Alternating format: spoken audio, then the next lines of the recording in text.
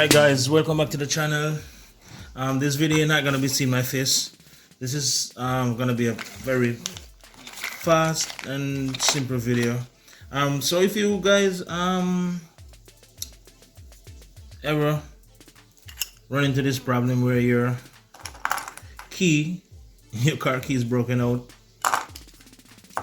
I'm gonna show you how you can basically just replace it.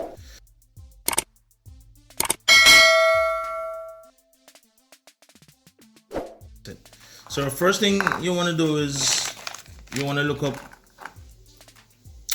You can probably go on Amazon. I got this on Amazon, okay? And you're just gonna try to get a new key fob for it. You're gonna type in the year car, the model car, and the brand car, and you'll see separate options for key fobs. So I got two. You know, one as a spare just in case. I break these things often, guys, because I always got my car keys and a whole bunch of other keys, and then I'm working and I'm always, you know, I'm pretty rough with these, so I know they're gonna break from time to time, so I always buy a spare one. I got these two for like, I think $10 or something like that. They're pretty cheap. So I'm just gonna show you basically how we just rebuild the key, just inserting the key and the remote into the new key fob. So let's separate. I mean, this is already broken off, so let me get rid of these. So this is what we need. This is what we need. So in the package, you will get the back side, the front side. You will also get a screw, and it comes with a screwdriver 90% of the time. Depending on which brand you purchase, you will most likely get a screwdriver. So the first thing that we want to do is, well, this also, I actually put this on before the video was recording. So this also comes with it. So you will slide off the old one. You might want to, you have to be really careful when you're sliding this piece on, because there's these two parts of the keys are kind of different. One part is kind of squared up and one part is kind of pointed. Okay, it's kind of pointy. So let's try to slide it in and see how it fits.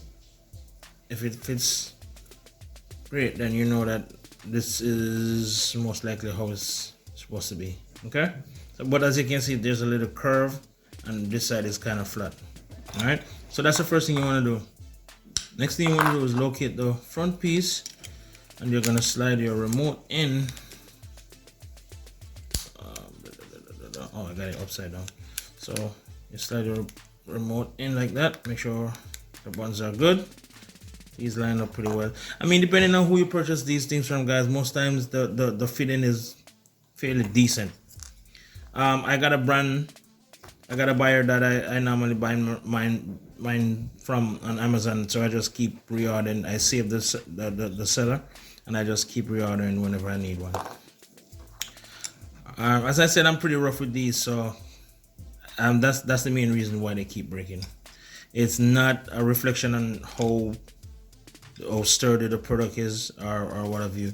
I'm pretty rough with these things. I'm always ending up sitting on them. I'm always bracing, carrying heavy stuff, and then just, you know, bending it, damaging it, and all of that. So I'm not gonna knock the product. It's not the product. Otherwise, I wouldn't keep buying it. It's just that I keep breaking it. So the next thing you want to do is,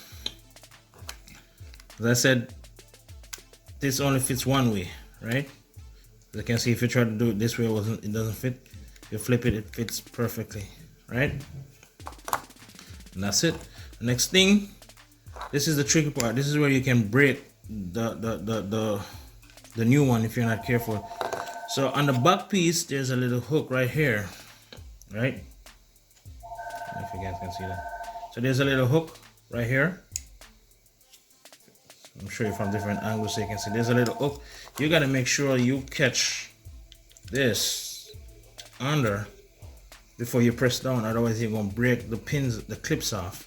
So you got to make sure you do that, right? kind of pressure in, get the back in, get it so it hooks under and locking right here, and you press down. Maybe it's better if you put it down on a flat surface.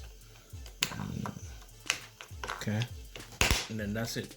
You will hear it clicking and it locks in pretty nicely. And final thing is to just throw the screw in. Okay. And as I said, you normally get a screwdriver with it 90% of the time when you purchase these.